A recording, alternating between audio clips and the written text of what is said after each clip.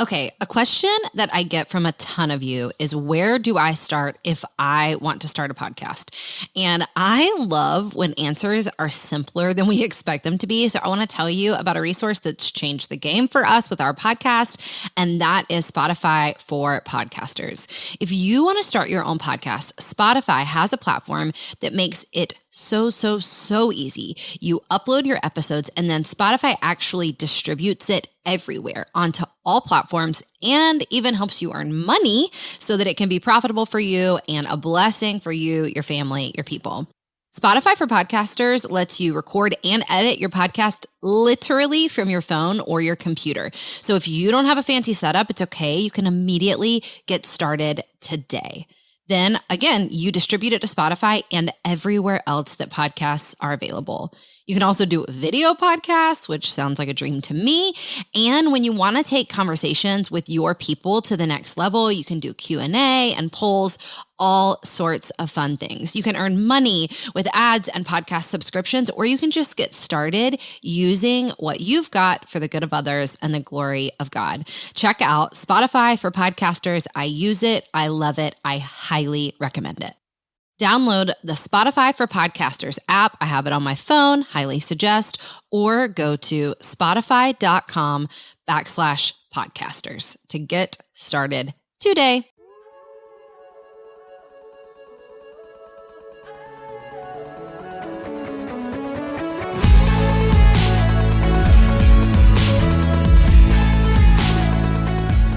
Hey friends, you're listening to the Go and Tell Gals podcast, and I'm your host, Jess Connolly.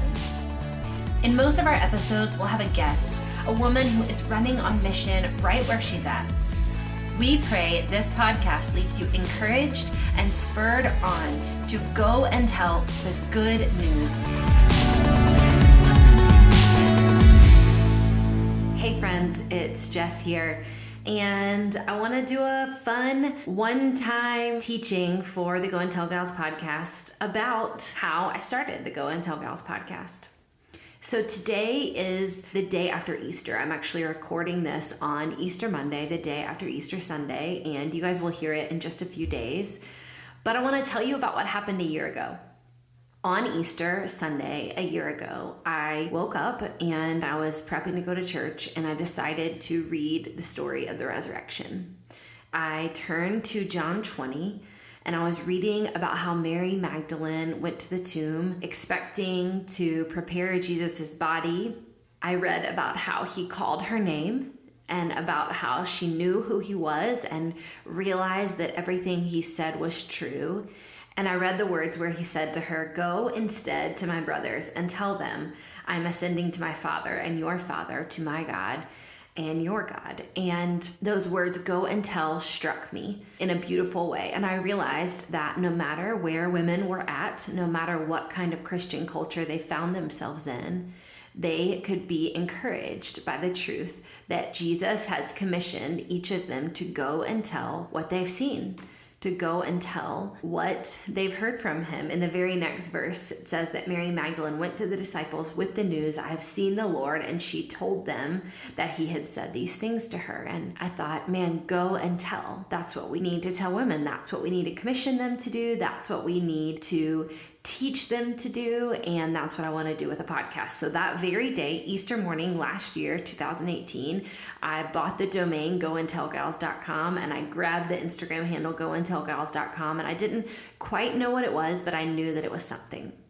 Here we are now, a year later, having had just numerous podcast episodes, having have interviewed so many different women from so many different walks of life who are doing just that, who are going and telling the good news. They're going and telling what Jesus has told them, and they're bearing witness about what he's doing in their life, and it's beautiful, and I'm blessed, and I'm encouraged. But I want to bring you a special charge on this day after we celebrate the resurrection. And I want to bring a charge and an encouragement to the women of the resurrection, and that's us. So here are a few things I want you to note. Number one, for Mary in John 20, everything changed when she heard Jesus say her name. What we see in this passage of scripture is that before he says her name, she doesn't quite know who he is. And though he has predicted his resurrection to her, she comes to the tomb expecting and accepting death and defeat. So though Jesus has told her and the other disciples, I'm going to die and be raised again, she is not expecting that. She comes expecting death and defeat until she hears Jesus call her name, and then everything makes sense to her, and the whole world starts to line up with this truth of the good news, with this truth of the resurrection. And so my commissioning, my encouragement to us today, women, is that we really cannot experience the power of the resurrection in our everyday if we are not allowing Jesus to call our names. And specifically, this is what I mean. To be women that go and tell, to take the good news, to take the story of what he's done in our life and what he's doing, we have got to get with God. We have got to spend time with God, not because we have to, not because we should, not because it makes us better, but because we get to.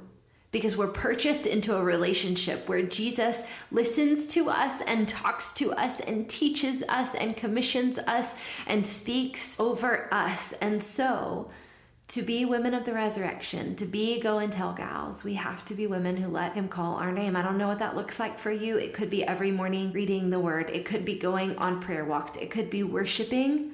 It could be joining a Bible study. But I know that for us to see the fullness of his mission enacted in our lives, we got to be women who hear him call our name. Number 2, you may have heard me talk about this before, and I just can't talk about it enough, but I get obsessed with this idea. What kind of woman must Mary have been to be the first human to see Jesus resurrected? What kind of past and history did she have to be the kind of woman who got to see him first and be the first to bear witness to the truth that he is who he said he was and that he had done what he promised he'd do? Well, what we find out in Luke 8 is that Mary met Jesus because he cast 7 demons out of her. And so this is true for us, women of the resurrection. To be women who go and tell the good news, we are going to have to bring our very broken stories into the light and let him heal them. I believe that partially why Mary had such a devotion to Jesus is because she had experienced his healing and his compassion and his power in such a unique and powerful way.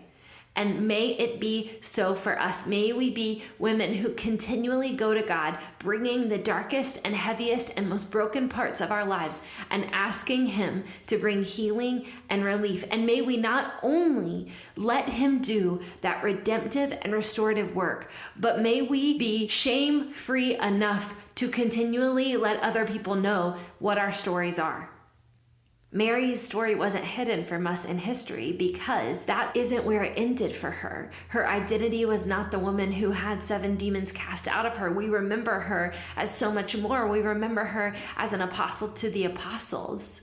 We remember her as a follower, as a servant, as a friend of Jesus. And that's because the darkest parts of our lives, when brought into the light and healed and made whole by Jesus, they don't define us. They just inspire us to go and tell his good news.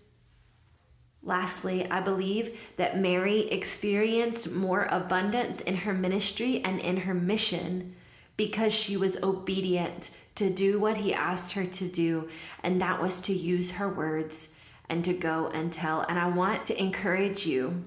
I want to spur you on. I want to stir you up and say that if there are any parts of your heart that have kept from being obedient to what he's called you to say the words, to start the business, to write the thing, to start the group, to walk to your neighbor's house, to send the text, to send the email, to write the song, to have the kids, there's something he's called you to. And you're holding back out of fear. I want to remind you that number 1, you do not live under a spirit of fear or timidity anymore, but you've been made disciplined and you've been made obedient by the power of Jesus. at work in and through your life, and you get to agree with that obedience by simply obeying. You get to take the step. You get to make the move. You get to say the words. You get to go and tell. You don't have to. But I believe we'll experience more of his resurrection power when we do it. I believe that we'll see more of him. I believe we'll experience more of him. I believe we'll experience more freedom and abundance and wholeness. And I believe that eternity will be forever changed through what God does in and through our obedient acts of worship. So this is what it looks like to be a resurrection woman. This is what it looks like to be one of the ones who has been compelled by his compassionate love. We hear him call our name over and over and over again, morning after morning and night after night, and walk after walk and worship song after worship song and Bible reading after Bible reading. We hear him call our name and we listen to our Father's voice. And we continually take the brokenness and the dark parts of our lives and we bring them into the light, and we ask him to heal. We ask him to work. We ask him to do what only he can do. And we believe that he will. We believe that he'll keep doing the good resurrection work, not just on the cross 2,000 plus years ago, but every day in our lives. And we tell other people what he's done, what he said, what we've seen. This is where it starts today. Women of the resurrection, let's take what we've got. Let's run into the world. Let's go and tell for the good of others and the glory of God, and mostly because we get to. I love you, ladies. I love what God is doing in and through you, and I cannot wait to keep going. We've got a fun summer ahead of us of book clubs and fun interviews and exciting announcements to make. But for me, I want you to know I'm still flashing back to that Easter morning 2018. Thankful for the words of Jesus, thankful for this commissioning from him. And I'm thankful to do all of this with you guys. I love you and I'm grateful for you. Happy Resurrection Day, because it's still happening.